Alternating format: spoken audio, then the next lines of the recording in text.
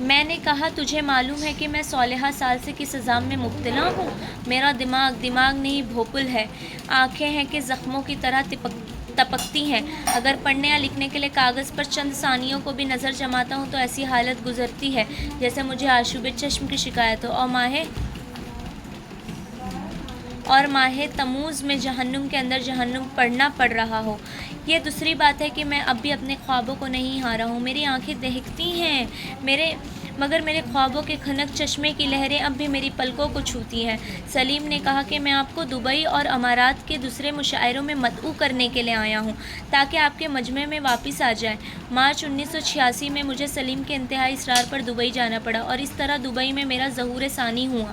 وہیں ایک شام سلیم کے ہاں میں سلیم اور یار عزیز منصوبہ جاوید اپنے نجی اور ذاتی لمحے گزار رہے تھے۔ اچانک منصور نے کہا، جان، مجھے تمہارا مسودہ چاہیے۔ شاید ایسا ہے کہ بعض رشتوں کی نسبت سے بعض لمحے بعض حد ذاتی لمحے بہت فیصلہ کن ثابت ہوتے ہیں۔ وہ لمحے بھی کچھ ایسے ہی تھے۔ میں نے منصور جاوید کے ہونٹوں کا کہا سنا اور اس کی آنکھوں کا کہا مان لیا۔ مجموعے کی اشاعت کے منصوبے پر عمل درآمد کرانے کی ذمہ داری سلیم کے سپرد ہوئی، مگر میں اس منصوبے پر 1986 میں عمل ہونے دیا نہ 1947 میں۔ آخر دونوں کے مسلسل اصرار سے مجبور ہو کر جولائی 1988 میں نے اپنے اوراق پریشان لے کر بیٹھا۔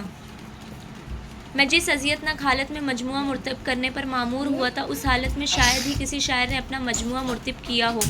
میں اس حالت سے کہیں زیادہ اذیتناک حالت میں تھا اور جس میں 10ویں صدی عیسوی کے عظیم المرتبط ادیب و مفکر ابو حیان توحیدی نے اپنے حالات سے تنگ آ کر اور اس عہد کے باذوق امرا کی خوشامدی حاصل کرنے کی ناگوار مشقت سے بیزار ہو کر اپنی ناکام زندگی کے آخری لمحوں میں اپنی تصنیفات کے مسودے جلوا دیے تھے۔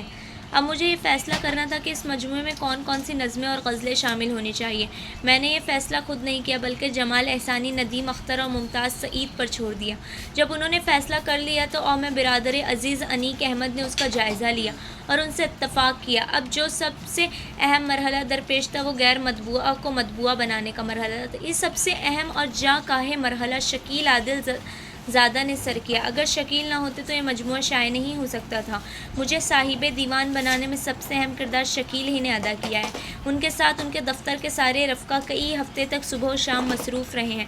ان میں اکرام احمد، اظہر عباس جعفری، سید حسن ہاشمی، سید افضال علی، سید بابر علی یوسف میمن، الیاس احمد اور صابر حسن پیش رہے ہیں۔ مجموعے کی رونمائی کے موقع پر سلیم جعفری جو مجلہ شائع کر رہے ہیں، میں اس کے لیے آراء جمع کرنے اور مسودے کی عکسی نقل تیار کرانے کا تقریباً تمام کام میرے شاعر اور ادیب دوست اور چھوٹے بھائی جناب منظر علی خاں منظر نے انجام دیا ہے اور میرے بچپن کے دوست قمر رضی نے ان کے ساتھ مسلسل تعاون کیا ہے۔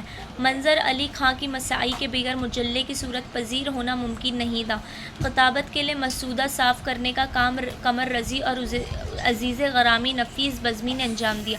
میں منصور جاوید، سلیم جعفری اور اپنی طرف سے ان کے گہرے دلی جذبات کے ساتھ شکریہ ادا کرتا ہوں۔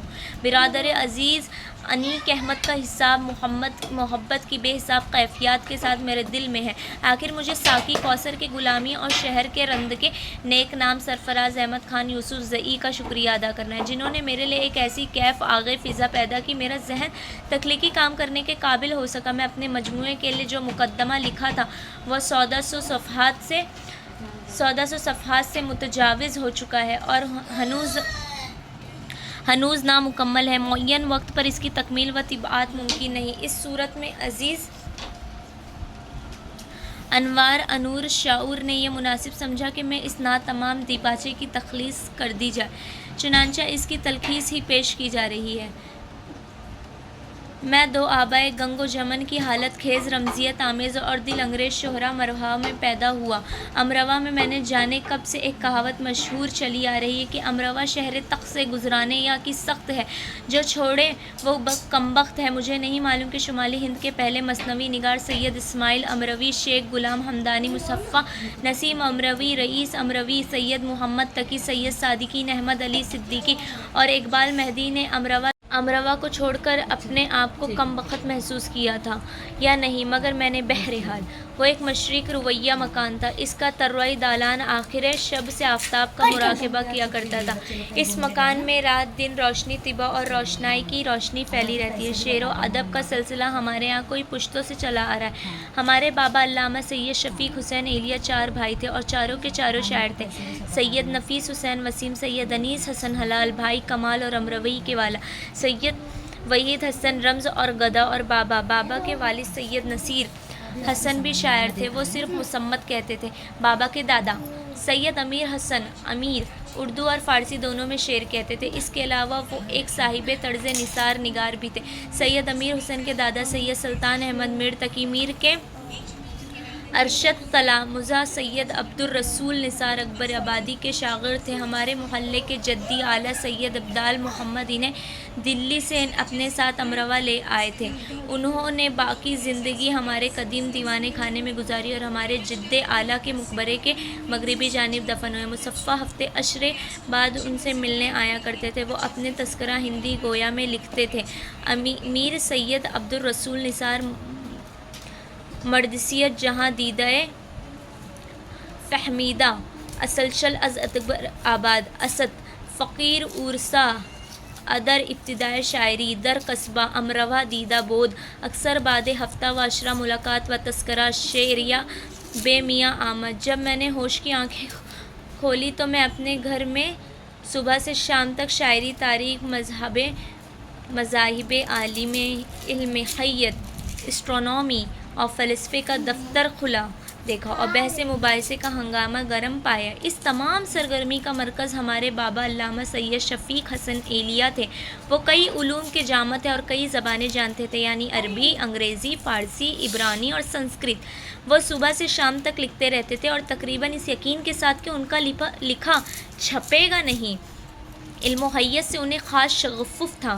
حیت کے مسائل سے متعلق رسیدگاہ گرینوچ آبزرویٹری، انگلستان کے علماء و ماہرین برٹنڈرسل